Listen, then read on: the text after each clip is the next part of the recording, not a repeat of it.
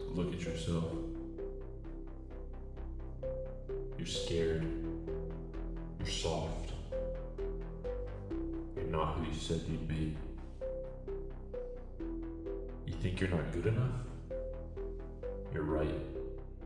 You're not. But you could be. If you're willing to suffer. If you're willing to grind. Stop lying to yourself.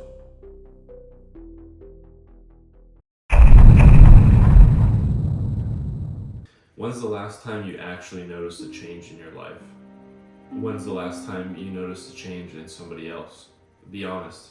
It wasn't because they were being showered with love and encouragement.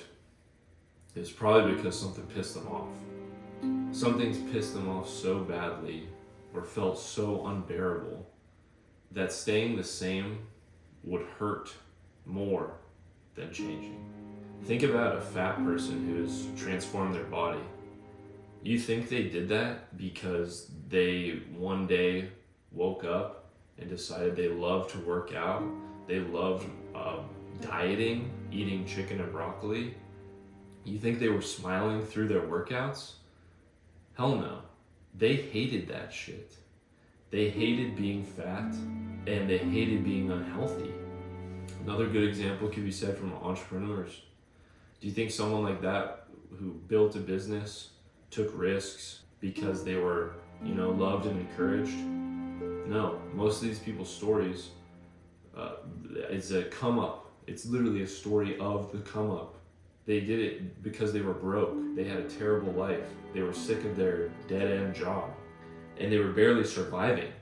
And the hatred is what lit that fire for their success. The fastest and easiest way to change is to hate where you are right now. Hate the weakness. Hate the stagnation. That doesn't mean you hate yourself to your core. And this isn't purely self-hatred talk. You can think of this more as positive dissatisfaction. You're hating the version of you that's holding you back because you can see the future of what you could become. This is the most common thing you'll hear from some of these old golden age bodybuilders is you have to flip a switch. You need to be schizo. You need to have split personality disorder.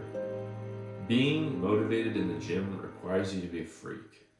Use a trigger, music, a mantra, breathing patterns, some kind of thought that you can drill into your head so that any moment you can just snap into focused where it's do or die. You'll give 100% on this set or you're dead.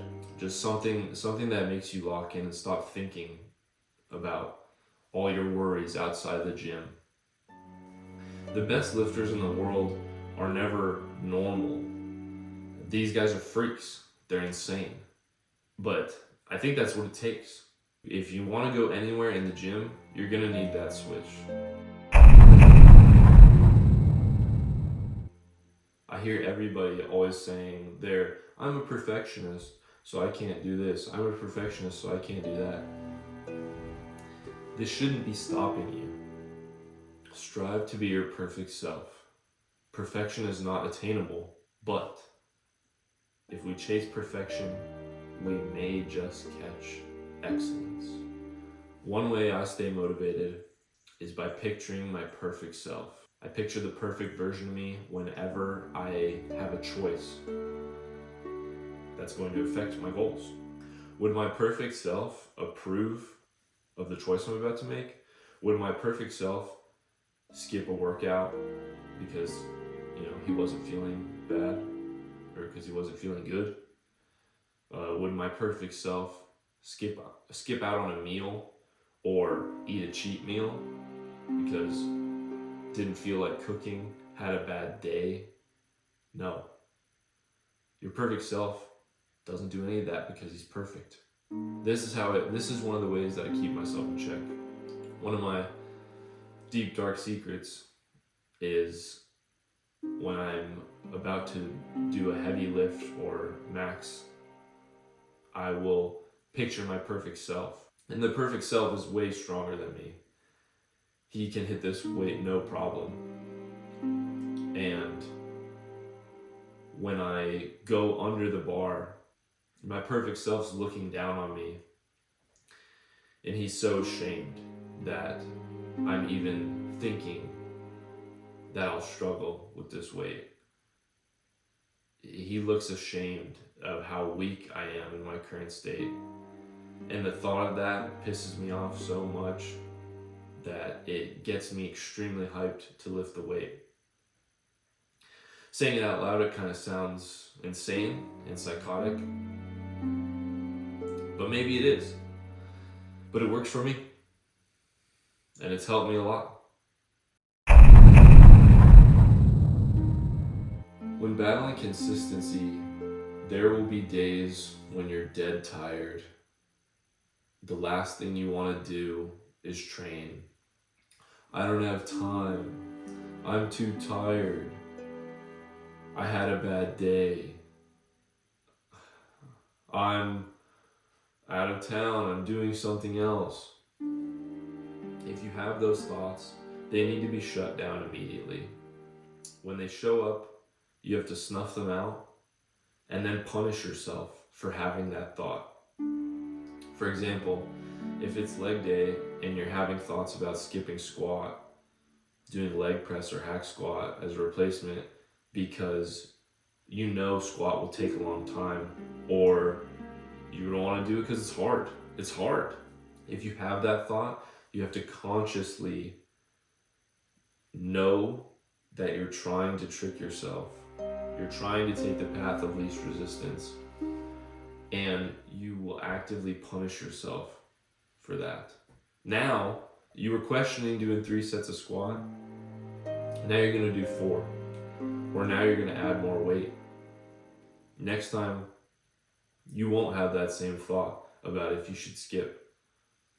These kind of thoughts only works if you are awake to it. Be fully conscious of your actions. Don't let your life run on autopilot. Control your mind and check your excuses. Call them out. That discipline is important for your routine. And you need to know that you can miss one day, but you can't miss 2.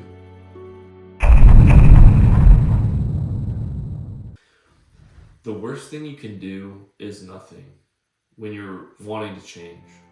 You need problems in your life, and you need to overcome them if you want to grow.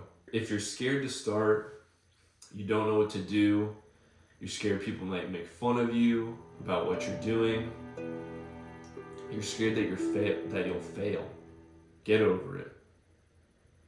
Courage is not the absence of fear, but the triumph over it.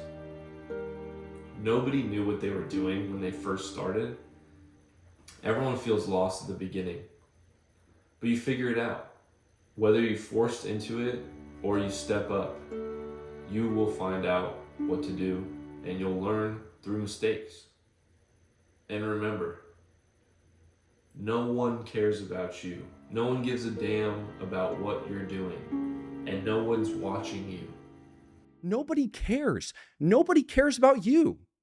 They don't care. They don't care, you know.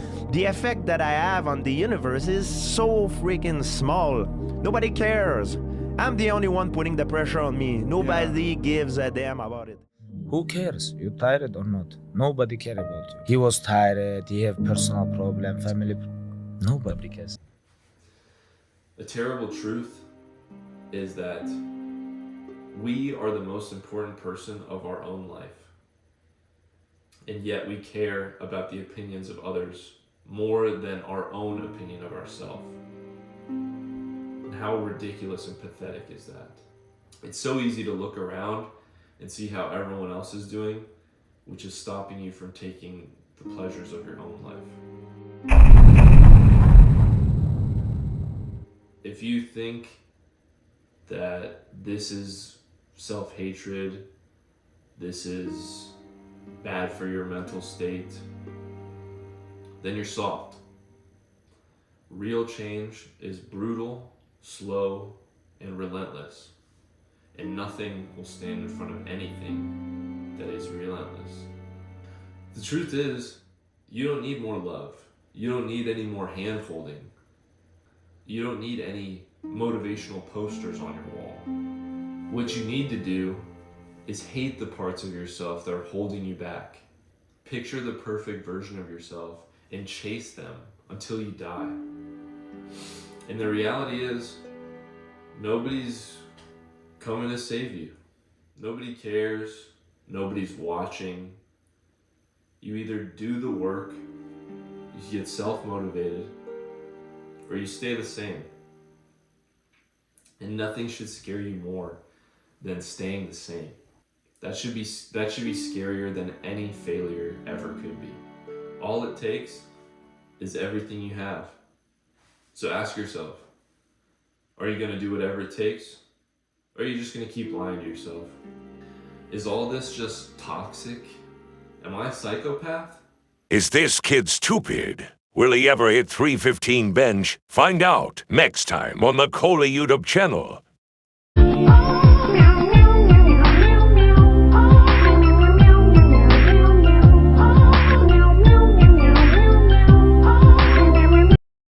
Is to hate yourself.